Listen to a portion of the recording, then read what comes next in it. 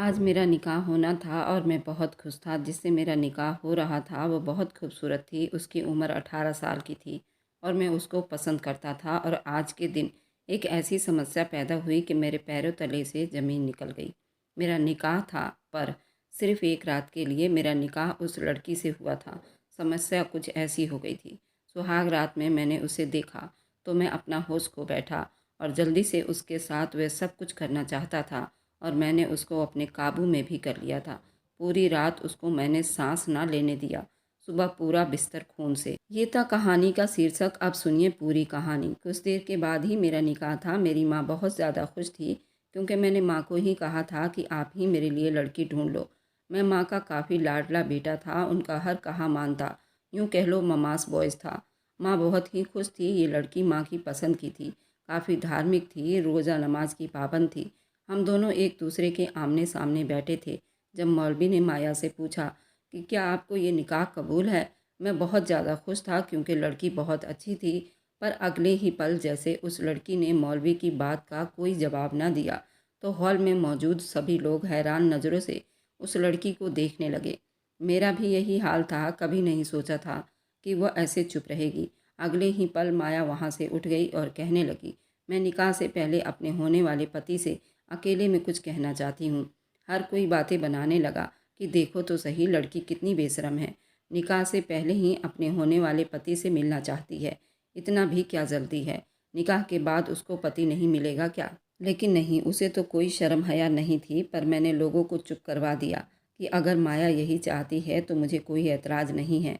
मैं भी उसे मिलने के लिए तैयार हूँ। मैं माया के साथ एक कमरे में चला गया। एक छोटा सा कमरा था। माया मुझे जैसे ही अंदर लेकर गई तो जल्दी से उसने कमरे का दरवाज़ा अंदर से बंद कर दिया। वह काफ़ी ज़्यादा नर्वस लग रही थी। मैंने उससे कहा कि माया, क्या बात है, तुम ठीक तो हो ना।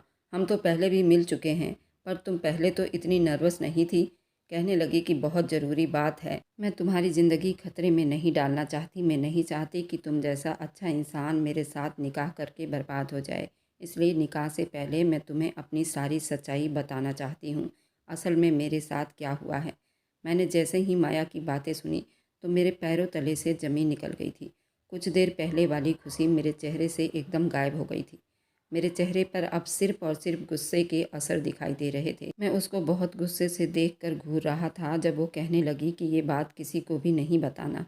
ये बात राज ही रखना है, वरना मेरी ज़िंदगी बर्बाद हो जाएगी।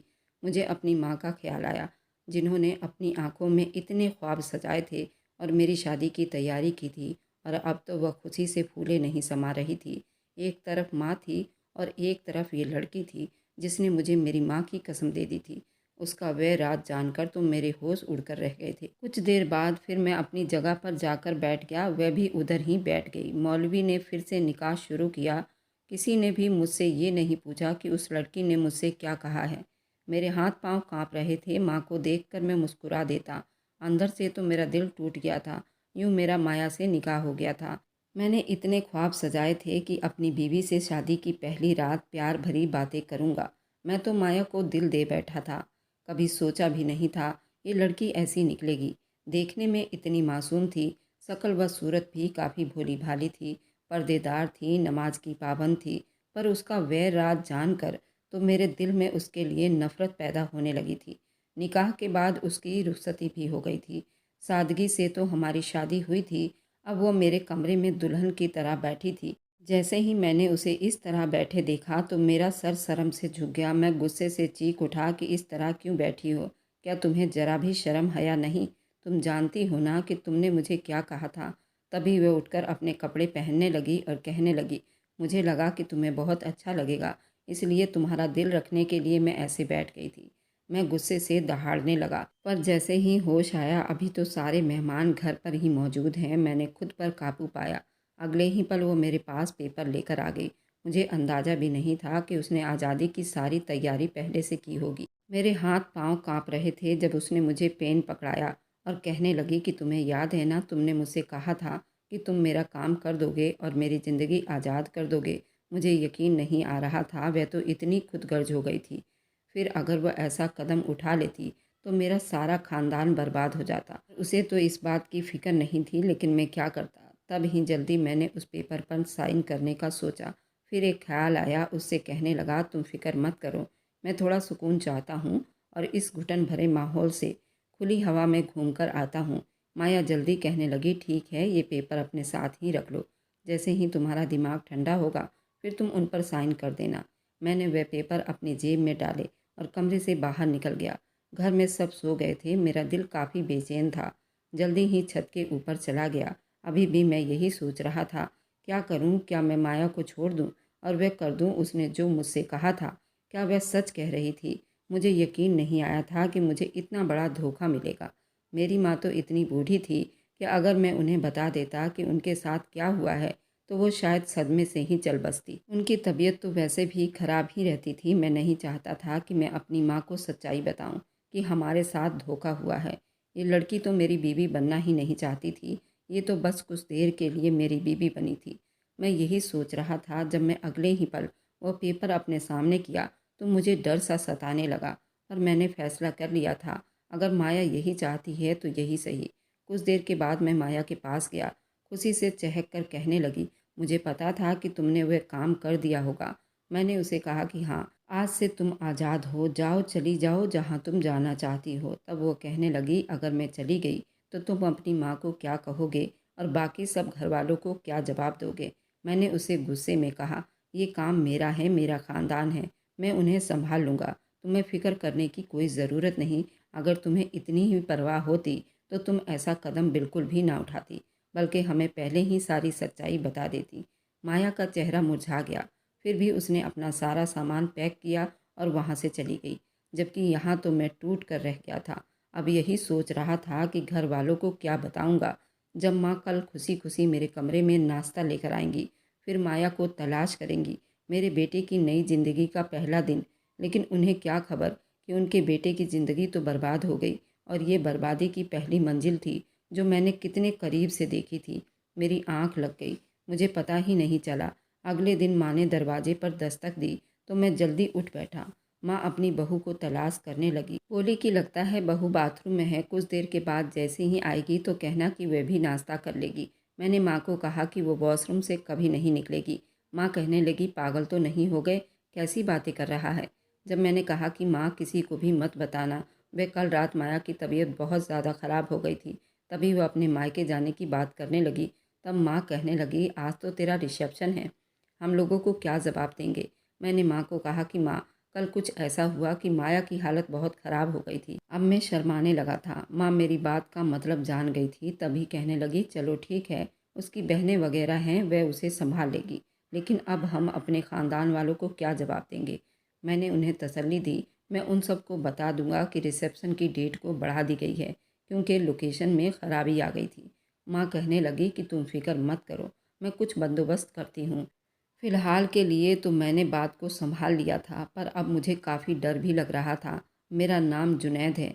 मैं अपनी माँ का इकलौता बेटा था। पापा मेरे बचपन में ही हमें छोड़कर चले गए थे। माँ ने मेरी परवरिश की थी। जब माँ मेरे रिश्ते की बात करती थी तो मैं यही कहता था, माँ मेरा रिश्ता तो आप खुद ही तलाश करना। माँ ने मेरा रिश्ता तलाश किया और काफ़ी नेक और पाकीज़ा लड़की से मेरा रिश्ता पक्का हो गया। जैसे ही मैंने उसकी तस्वीर देखी तो वह बहुत हसीन थी। उसका नाम माया था।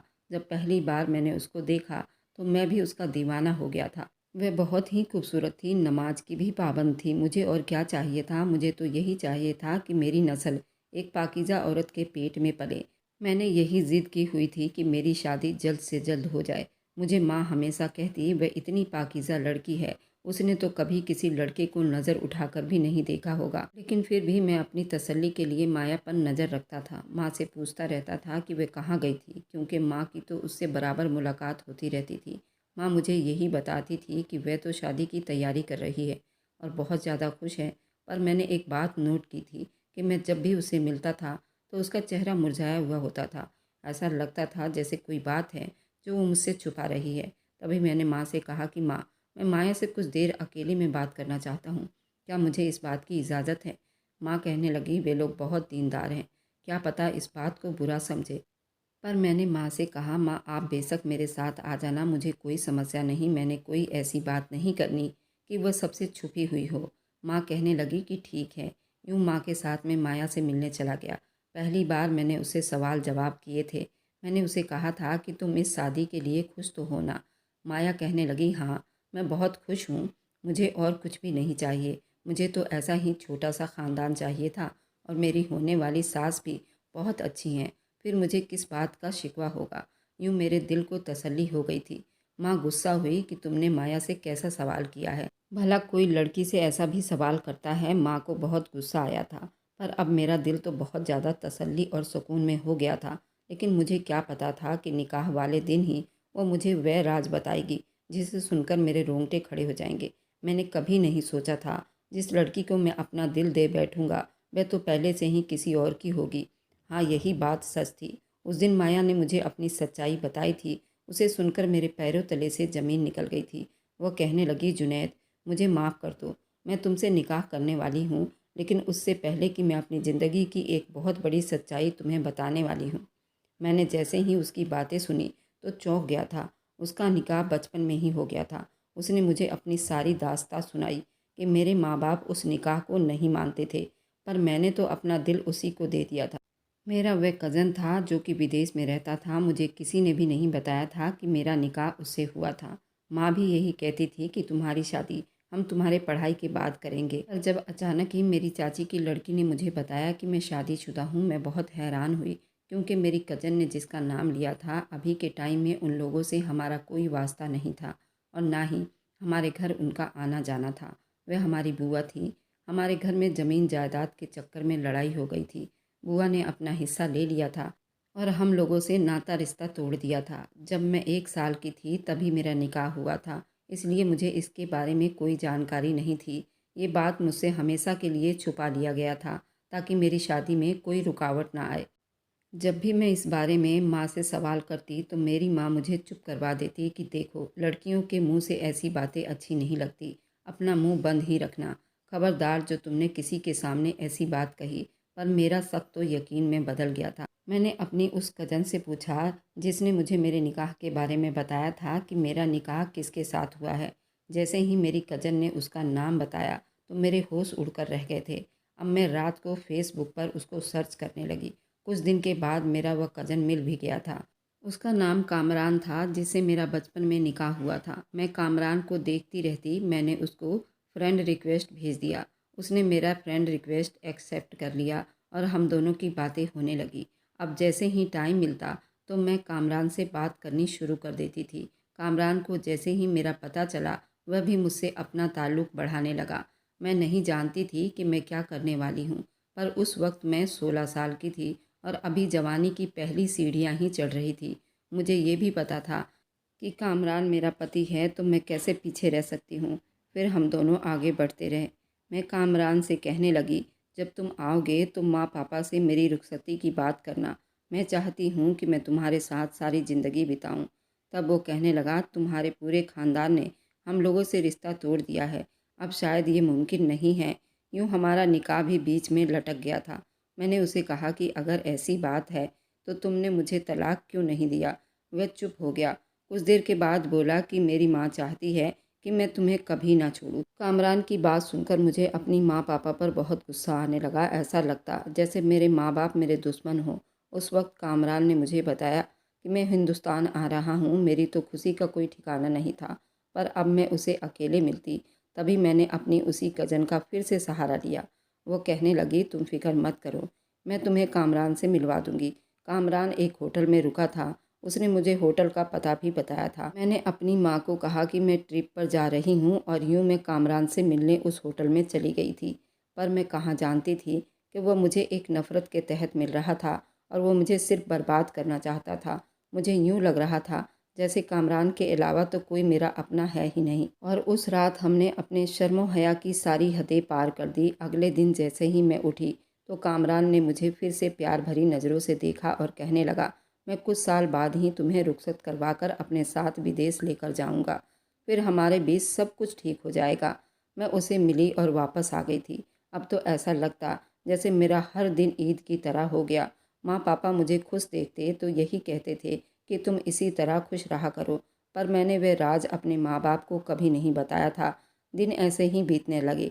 एक दिन पापा के नाम पर कोई खत आया था। माँ ने पूछा उसमें क्या है, तो वो कहने लगे कुछ भी तो नहीं, यूँ समझो कि हमारी जीत हो गई है। मुझे शक हुआ था। पापा ने वह खत अपनी अलमारी में छुपा दिया था और अब मैं हर वक्त मौके की तलाश में रहती थी कि कब मुझे मौका मिले और मैं वह खत पढ़ लूँ। एक रोज़ मुझे मौका मिल ही गया। जैसे ही मैंने वह खत देखा तो ये देखकर मुझ पर कपकपी सवार हो गई थी। वह खत नहीं बल्कि मेरा तलाकनामा था। मुझे कामरान ने तलाक दे दी थी। मुझे यकीन नहीं आ रहा था। माँ ने भी मेरे हाथ में वह तलाकनामा देख लिया था। उन्होंने एकदम ही मुझसे वह खींच लिया था। पापा मुझे समझाने लगे, मुझे कहने लगे बेटा हमने तुमसे ये सच्चाई छुपाई थी, हमें तो उम्मीद भी नहीं थी कि वह तुम्हें तलाक देगा। वह तो अल्लाह का लाख लाख शुक्र है कि उसने तुम्हें तलाक दे दिया है, नहीं तो लगता वह ज़िंदगी भर तुम्हें सूली पर लटका कर रखता, ताकि यूँ तुम्हारी कहीं और शादी न हो जाए और तुम उसी के नाम पर बैठी रहो। अगर वह इतना अच्छा होता तो आज तुम उसी के साथ रह रही होती। मेरे दिमाग में तो कुछ और ही चल रहा था। मेरे दिमाग में वही रातें फ़िल्म की तरह चल रही थी जब मैं और कामरान दो जिस्म और एक जान हुए थे।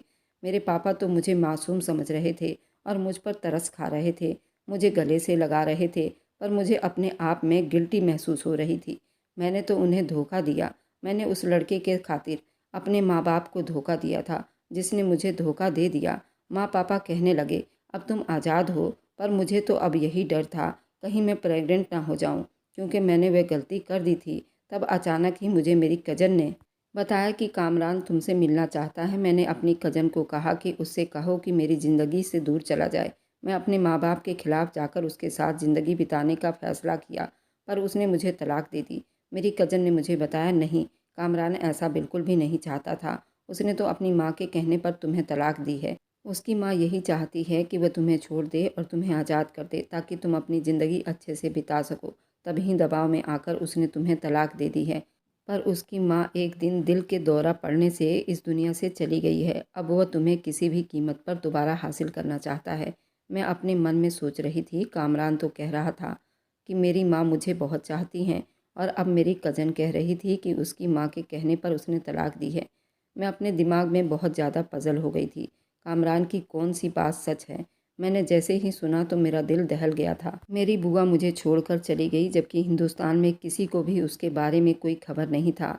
सब अपने काम में बिज़ी थे। मैंने कामरान से बात करने का फ़ैसला किया था ताकि मैं अपनी बुआ के मरने का अफ़सोस भी कर सकूं।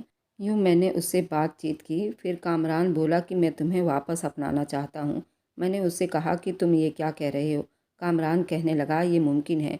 अगर तुमने मेरी बात मानी तब ये मुमकिन हो सकता है। उसने मुझे एक प्लान बताया था। वो प्लान यही था कि जब मेरी माँ मेरी किसी और से रिश्ता पक्का करे, जब मेरा निकाह हो जाए, तो फिर मैं अपने पति से तलाक ले लूँ और यूँ मैं वापस उसके पास जा सकती हूँ।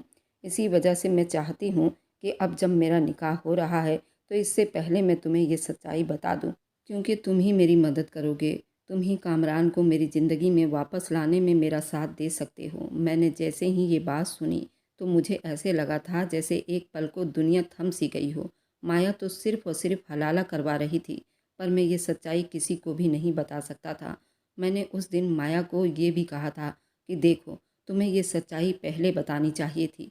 इसमें हम लोगों की क्या गलती है? मैं तो सिर्फ़ अपने लिए एक अच्छा जीवन साथी चाहता था। मुझे माफ़ कर दो। माया शर्मिंदा हो गई। मेरे माँ बाप को कुछ भी नहीं मालूम। उन्हें ये सच्चाई बिल्कुल मत बताना। बस तुम मुझे कैसे भी करके आज रात तलाक दे दो और वापस भेज देना। मैंने उसको और ज़्यादा कुछ भी कहने ना दिया और हम दोनों का निकाह हो गया। उस रात जैसे ही माया कमरे में अकेली बैठी थी, उसने ऐसी हरकत की, उसे देखकर मेरे पैरों तले से ज़मीन निकल गई थी। उसने अपने सारे कपड़े उतार कर एक साइड में रख दिए। मेरे सामने उसने एक पेपर भी रखा हुआ था। मैंने उसे कहा, माया, तुम्हें ये सब करने की कोई ज़रूरत नहीं। मैं तुम्हारे साथ ऐसा कुछ भी नहीं करूँगा। तुम अभी के अभी अपने सारे कपड़े पहनो। मैं बहाना बनाना चाहता था। मैं चाहता था कि वह ठंडे दिमाग से सोचे, एक बार फिर से गौर करे कि वह वापस कामरान के पास जाकर खुश रहेगी या नहीं। पर मैं जानता था माया बहुत जज्बाती लड़की है। तभी मैंने उसे कहा, मैं छत पर जाकर गहरी सांस लेना चाहता हूँ और फिर तुम्हें तलाक भी दूंगा। उसने मेरी बात मान ली थी और यूं वापस आकर मैंने उसे कह दिया था कि जाओ, मैंने तुम्हें आज़ाद किया। तो वह बहुत ज़्यादा खुश थी। वह तो मेरा शुक्रिया अदा कर रही थी। मैंने पहली बार एक ऐसी लड़की को देखा था जिसकी ज़िंदगी तबाह हो रही थी और वह खुश थी। उसने अपना सूटकेस पैक किया और चली गई थी। मैंने माँ से झूठ बोल दिया था, रिसेप्शन का डेट आगे बढ़ा दिया था। माँ कहने लगी कि मुझे माया के पास जाना है, बेचारी की तबीयत इतनी ख़राब हो गई है, मुझे भी तो देखना है कि वह ठीक तो है ना। माँ की बातें सुनकर मैं घबरा गया, माँ को मना करने लगा। माँ नहीं, हम ऐसा नहीं कर सकते। आप अगर वहाँ गई तो ज़रूर माया के माँ बाप शक करेंगे। मैं खुद माया से मिल लेता हूँ। माँ ने कहा ठीक है। गाड़ी निकाली, मैं ऐसी शहर की गलियों में आवारा फिरने लगा और मैं जानता था वह अपने माँ बाप के पास नहीं गई होगी। अब मेरी सोच ने काम करना बंद कर दिया था। तभी ये सोच न सका, अगर उसके माँ बाप हमारे घर आ गए, उन्होंने माया से मिलने की बात की, तो मैं क्या जवाब दूंगा। ये सोच आते ही मेरे हाथ पांव कांपने लगे। मैंने जल्दी गाड़ी दौड़ाई, वापस अपने घर पर आया। जैसे ही घर आकर मैंने माया के माँ बाप को देखा तो मेरे होश उड़ गए थे। अब तो मेरी माँ का भी यही हाल था। वे तीनों मुझे खड़े होकर घूर रहे थे। जब माँ मेरे पास आई और गुस्से से उन्होंने मेरे गाल पर 3-4 थप्पड़ मार दिए। वे माँ को हैरानी से देख रहे थे, जबकि माया के माँ बाप मेरे पास आए। उसके बाप ने मेरा गिरबान पकड़ लिया, आंखें निकाल कर कहने लगा कि बताओ कहाँ गई मेरी बेटी, तुमने मेरी बेटी को किधर छोड़ा है। अगर मेरी बेटी 5 मिनट के अंदर मेरे पास ना आई तो मैं तुम्हें जान से मार दूंगा। पर इस सब में मेरी क्या गलती थी, मैं तो बीच में फंसता चला गया था। यही सोचकर मैंने हिम्मत की और अपने हाथ से अपने ससुर का हाथ अपने गिरेबान से हटवाया। फिर एकदम से उनसे कहा, अगर इतनी फिक्र है तो अपनी बेटी पर नज़र रखनी थी। मेरी ये बातें सुनकर मेरी माँ के साथ साथ वे दोनों भी हक्का बक्का हो गए। अंकल कहने लगे, ये क्या कह रहे हो, मेरी बेटी पर इल्ज़ाम लगा रहे हो, जबकि तुमने खुद ही उसे कहीं भेजा होगा। मैंने उनसे कहा कि नहीं, मैंने कुछ भी नहीं किया। आपकी बेटी तो निकाह से पहले ही मुझे सारी सच्चाई बता चुकी थी। मेरी माँ पूछने लगी, कौन सी सच्चाई, किस सच्चाई की बात कर रहे हो। मैं अगले ही पल चीख उठा कि वही सच्चाई जो इन दोनों माँ बाप ने अपनी बेटी से भी छुपाई थी, कि माया का निकाह ये लोग पहले ही कर चुके थे, जब माया 1 साल की थी। ये सुनकर तो माँ की आंखें खुली की खुली रह गई, जबकि अब माया के माँ बाप नज़रें झुका रहे थे। मुझे मौका मिल गया था, तब मैंने सारी सच्चाई अपनी माँ को बता दी थी। माँ पर तो जैसे कपकपी सवार हो गई थी। आंटी अंकल कहने लगे, हमें माफ़ कर दो, पर वह लड़का मेरी बेटी को कभी भी कबूल नहीं करेगा। वह मेरी बेटी को फंसा रहा है। उसकी माँ का भी अब इंतकाल हो गया है, इसी वजह से ही तो वह हमसे अब बदला लेगा। मेरी बेटी अगर उसके पास गई तो वह फंस जाएगी, उसकी ज़िंदगी बर्बाद हो जाएगी। उसे बचा लो। तुमने उसे तलाक क्यों दी? तुमने उसे क्यों नहीं पूछा, एक बार हमारे पास आ जाते, हमारी बेटी की नादानी हमें बता देते, हम तुम्हें सब सच बता देते। पर ये जो तुमने किया है, अच्छा नहीं किया। माँ भी मेरी तरफदारी करने लगी। ये कैसी बातें कर रहे हैं? एक तो मेरे बेटे की ज़िंदगी बर्बाद हो गई, ऊपर से आपको अपनी बेटी की फ़िक्र है। मेरा दिमाग तो चकरा रहा था। मैं अगर थोड़ी देर और वहाँ रुक जाता तो ज़रूर बेहोश हो जाता। तभी मैं जल्दी अपने कमरे में आ गया। अगले ही पल मेरी जेब में वो पेपर थे। मैंने जैसे ही वो पेपर देखे तो मुझ पर एक सुकून सवार हो गया था।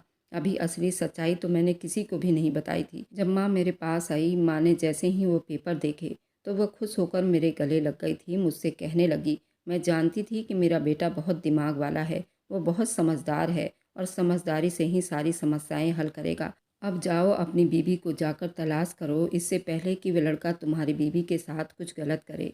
माँ की बातें सुनकर तो गुस्से से मेरी रगें फूल गई थी। मैंने कभी नहीं सोचा था कि मेरी बीवी कामरान के पास जा रही है, ऐसे लड़के के पास जा रही है जिसने उसकी ज़िंदगी पहले ही ख़राब कर दी थी। तभी मैंने माया की तलाश शुरू कर दी थी। मुझे अचानक उसकी कज़न का ख्याल आया था, जिसका मुझे माया ने बताया था। मैंने उसकी कज़न से बात की, उसकी मदद से मैं माया के पास पहुंच गया था। वह एक होटल में ठहरी हुई थी। मैंने भी उसी होटल में कमरा ले लिया। मैं उस पर नज़र रख रहा था और मैं जानता था कि वह असल सच्चाई नहीं जानती।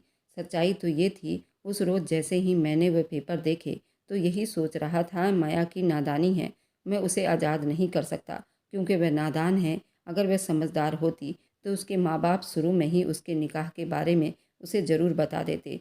इतनी नासमझ थी, उसके अपने माँ बाप ने उससे ये बात छुपाई थी। मैंने जल्दी ही वो पेपर अपने पास रख लिए थे और माया से झूठ बोला था कि हाँ, मैंने तुम्हें आज़ाद कर दिया है और तुम जाओ, अपनी ज़िंदगी अपनी मर्ज़ी से जी लो। मैं यही सोच रहा था जब अचानक ही मेरे कमरे का दरवाज़ा बजने लगा। मैंने जैसे ही दरवाज़ा खोला तो वह सामने खड़ी मुझे गुस्से से घूर रही थी। मेरे पास आई और अगले ही पल मुझ पर झपट गई कि तुम इस होटल में क्या कर रहे हो? तुम मेरा पीछा क्यों कर रहे हो? पर मेरे पास तो कुछ कहने को था ही नहीं। मैंने उसे कहा कि देखो, तुम जो कर रही हो वो सही नहीं है। कामरान से मिलना छोड़ दो। तुम्हारे माँ बाप को तुम्हारी सच्चाई का पता चल गया है। मैं कुछ भी ना संभाल सका। मैंने तो अपनी माँ को संभाल लिया था, पर तुम्हें अपने माँ बाप को खुद ही संभालना था। लेकिन तुम तो अपना आधा काम छोड़कर भाग आई हो। वह कहने लगी, मेरे माँ बाप तो बहुत परेशान होंगे। अब मैं कहाँ जाऊँगी? अगर कामरान ने भी मुझे छोड़ दिया तो मैं किधर जाऊँगी? उसकी बात पर एक पल को तो मुझे अफसोस हुआ, लेकिन फिर कहने लगा, यही तो तुम्हारी सज़ा है। मैं तो चाहता हूँ कि कामरान तुम्हें छोड़ दे, ताकि तुम्हें पता चले तुमने कितनी बड़ी गलती की है और जज्बात में आकर तुमने कितना गलत कदम उठाया है। अब वह आंसू बहाने लगी, लेकिन फिर बोली कि नहीं, वह तो मुझसे मोहब्बत करता है, वो मुझे कभी नहीं धोखा देगा। उसकी बातें सुनकर तो मेरा दिल टूट रहा था कि मेरी अपनी ही बीवी मेरे सामने किसी और मर्द का नाम ले रही थी। मैंने खुद पर काबू किया था, लेकिन मैं अगले ही पल उसे अपने कमरे से बाहर निकाल दिया और कमरे का दरवाज़ा अंदर से बंद कर लिया। मैं जानता था कि कामरान ज़रूर इस होटल में आएगा, तभी माया यहाँ पर रुकी हुई है। और माया को नहीं पता था कि मैंने उसकी कज़न से मदद ली है। वह मुझे माया का हर अगला प्लान बता दिया करती थी। 3-4 दिन के बाद मुझे उसकी कज़न ने बताया था कि कामरान आ रहा है। जैसे ही मैंने ये सुना तो मेरे पैरों तले से ज़मीन निकल गई। मैं अब दिमागी तौर पर तैयार हो गया था। मैं माया को उस कामरान के चुंगल से ज़रूर आज़ाद करवा कर रहूँगा, पर मैं नहीं चाहता था कि कामरान अकेले में माया को मिले। तभी मैं उसके कमरे में जाकर छुप गया था। कामरान जैसे ही आया, एक पल को तो मैं झटक गया था। वह बहुत अच्छा पर्सनैलिटी का लड़का लग रहा था।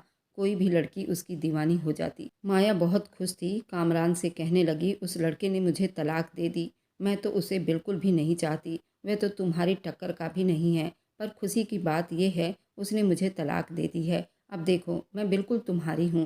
कामरान उसकी बात पर हंसने लगा था। वह कहने लगा, अच्छा, क्या उसने तुम्हें सच में तलाक दे दी है? कहने लगी, हाँ जी, बिल्कुल उसने मुझे पूरे यकीन के साथ तलाक दे दी है। अब मैं सिर्फ तुम्हारी हूँ। अब तुम मुझसे शादी कर लो। उसकी बात पर कामरान ठहाका लगाकर हंसने लगा था। वह पागलों की तरह हंस रहा था।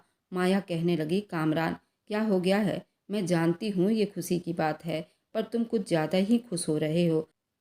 खुश हम दोनों मिलकर होंगे और तब होंगे जब तुम मुझसे निकाह कर लोगे। कामरान कहने लगा, तुम पागल हो? मैं तुम्हारे से क्यों निकाह करूँगा, जबकि मैं शादीशुदा हूँ और बड़े बड़े मेरे बच्चे हैं। मेरी तो अपनी फैमिली सेट है। ये सुनकर तो मेरी रूह तक कांप गई थी। मैं जानता था कि वो माया की रूह को छलनी छलनी कर गया था। तभी वह कांपती आवाज़ से कहने लगी, कामरान, क्या कह रहे हो? कामरान कहने लगा कि हाँ, मैंने सिर्फ और सिर्फ तुम्हारी ज़िंदगी बर्बाद करनी थी। अगले ही पल मैंने अपना हाथ माया के कंधे पर रखा। वह एकदम करंट खाकर पीछे हो गई थी। वह मुझे फटी फटी निगाहों से देख रही थी।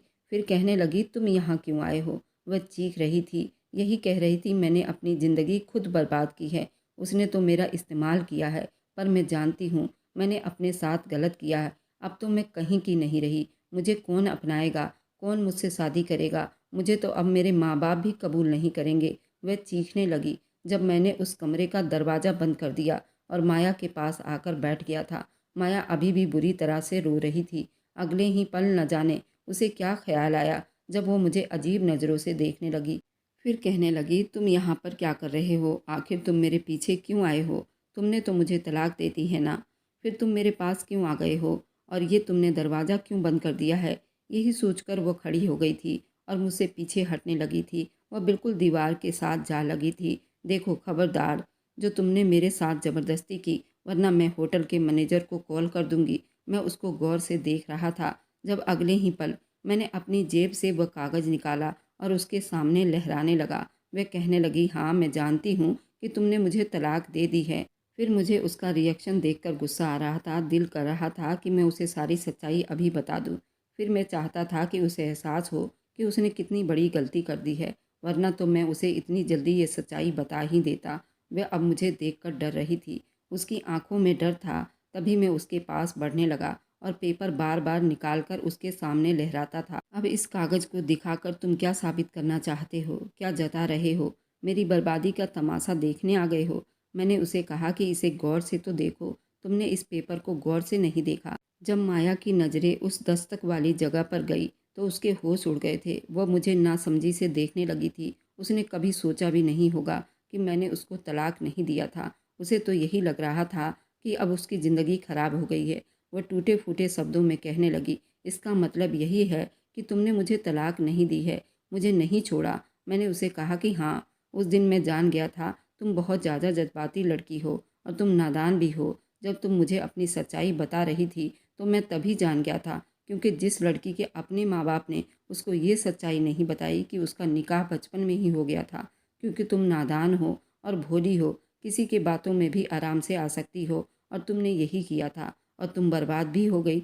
लेकिन मैंने तुम्हें बचा लिया है। मेरी जगह कोई और होता तो तुम्हें उसी दिन छोड़ देता और तुमसे निकाह न करता। लेकिन तुम मुझे बहुत अच्छी लगी थी और मेरी माँ को भी तुम पसंद थी, इसलिए मैंने तुम्हें अपने हाल पर छोड़ दिया। और मुझे ये पता था कि कामरान कोई अच्छा लड़का नहीं है, तभी तो वो तुम्हारे प्यार का नाजायज़ फ़ायदा उठा रहा था। क्योंकि कामरान के बारे में मुझे पहले से ही पता था। मैं भी उससे एक दो बार मिला था, क्योंकि कामरान का छोटा भाई मेरा बहुत अच्छा दोस्त है।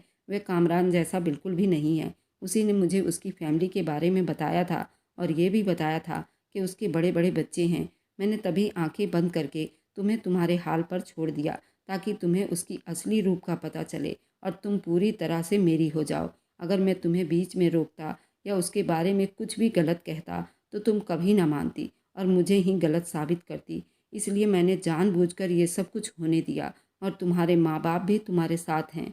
चलो अब घर चलते हैं। उन लोगों से माफ़ी मांगो, शायद तुम्हें वे लोग माफ़ कर दे। मैं उसे लेकर अपने ससुराल पहुंच गया। माया के माँ बाप ने उसे धमकाया और बहुत समझाया और कहा, आज मेरा दामाद जुनैद ना होता तो हम किसी को मुंह दिखाने लायक ना होते। उसने अपने पति होने का पूरा पूरा फर्ज निभाया है और तुम जैसे लड़की को अपनाया है। उसके पैर धोकर दिन रात पियोगी तभी तुम्हारा गुनाह माफ़ नहीं हो पाएगा। मेरी माँ ने भी माया को माफ़ कर दिया था और हम अब खुशी खुशी दोनों रहने लगे और हमारे 2 बच्चे भी हुए हैं। और मेरी वीडियो जहाँ कहीं से भी आप लोग देखते हैं, कमेंट में अपने शहर और राज्य का नाम ज़रूर बताएं। मुझे आप लोगों के कमेंट पढ़ने में बहुत आनंद आता है और उन सभी का मैं बहुत बहुत धन्यवाद करना चाहती हूँ, जो लोग मेरी वीडियो को देखते हैं, लाइक करते हैं और शेयर करते हैं। अगर आपको आज की कहानी पसंद आई है तो वीडियो को ज़रूर लाइक कीजिएगा और अपने दोस्तों के साथ शेयर भी कीजिएगा। और हाँ, अगर आपने अभी तक हमारे चैनल को सब्सक्राइब नहीं किया है तो ज़रूर सब्सक्राइब कर लें। मिलते हैं हम अपनी कल की एक नई दिलचस्प कहानी के साथ। मुझ पर सदा अपना प्यार और स्नेह बनाए रखें। सभी को मेरा प्यार भरा नमस्कार दोस्तों।